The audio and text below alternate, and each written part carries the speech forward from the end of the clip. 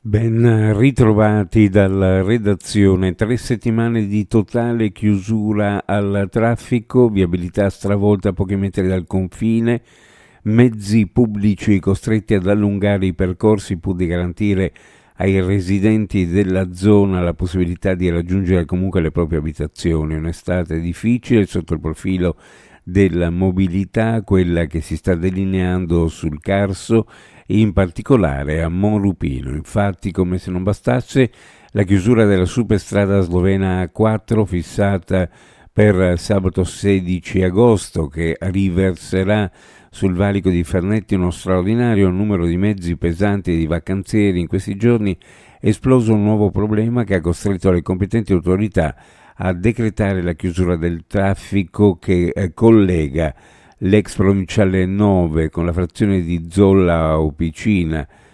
Sta cedendo un ponte la cui realizzazione risale al periodo fra i due conflitti mondiali sul quale passa la ex provinciale. I tecnici dell'ente di decentramento regionale che ha la competenza su quella strada, fatti i rilievi del caso, hanno giudicato urgente un intervento di rimessa in sicurezza dell'infrastruttura.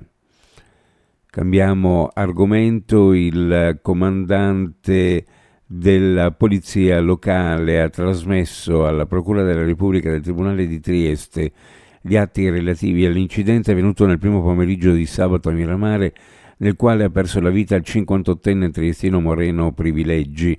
L'ipotesi di reato è quella di omicidio stradale. Si tratta di un atto dovuto per l'apertura di un fascicolo da parte della magistratura. Intanto migliorano le condizioni della passeggera dello scooter coinvolto nell'incidente. Nuovo filone per l'inchiesta denominata Grande Tagliamento. Dopo l'archiviazione della prima maxi indagine lo scorso febbraio, la Procura di Gorizia ha notificato l'avviso di conclusione delle indagini a 7 persone accusate di associazione per delinquere nell'ambito di una serie di appalti pubblici per un valore superiore ai 500 milioni di euro distribuiti tra Gorizia, Ronchi dei Legionari, Monfalcone, Mossa, Tavagnacco, Trieste, Roma, Povoletto, Tarcento, Verona, Latisana, Corno di Rosazzo e Tolmezzo.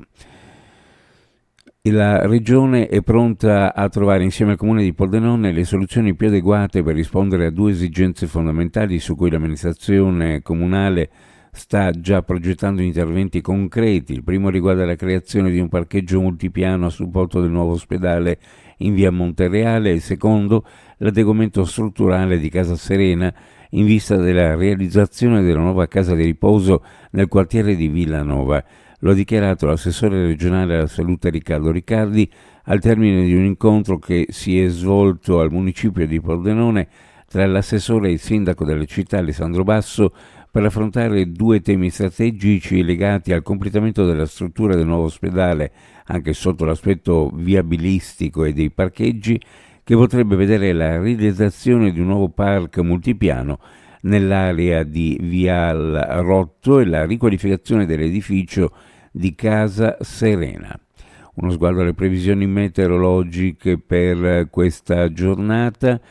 Cielo da nuvoloso coperto, non sono escluse piogge deboli intermittenti. Dal pomeriggio cielo in genere variabile con possibilità di rovesci e temporali sparsi sulla zona montana, specie occidentale, che potrebbero successivamente coinvolgere anche la pianura. Nel pomeriggio bora moderata a Trieste, temperature minime in pianura fra 15 e 18 gradi e sulla costa fra 17 e 20, massime in pianura fra 24 e 27 e sulla costa fra 22 e 25 gradi centigradi. Previsioni a cura di ARPA e FVG Meteo. Ed è tutto per il momento con l'informazione, grazie per averci seguito, a più tardi.